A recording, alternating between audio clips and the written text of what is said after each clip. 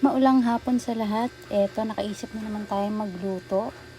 Since naka-break ako, ayan, magluluto tayo ng spaghetti.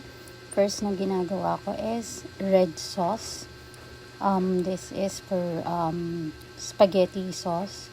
Kasi magagawa pa rin tayo ng isa pang sauce for the toppings nung pasta natin. Ayan, gumamit lang tayo ng pork giniling dyan, hotdog, and itong cheesy, creamy Del Monte spaghetti sauce. Para mas masarap siya and creamy, nag-add lang ako ng 1.5 tablespoon na sugar and paminta, durog. And ito naman for the white sauce sa topping sa ibabaw.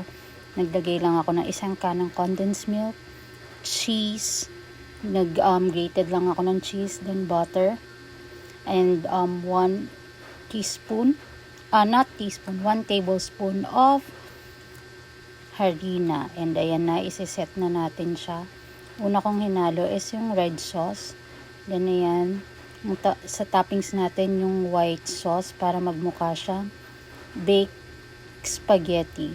But hindi natin siya binake, di natin kinailangan ng oven. Ayan na siya, ayan na ang finished product. So tikman na natin.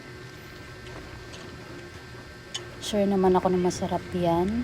And you can do it sa bahay nyo rin. Pag may mga extra kayong pasta or sauce. Let's eat. Happy eating!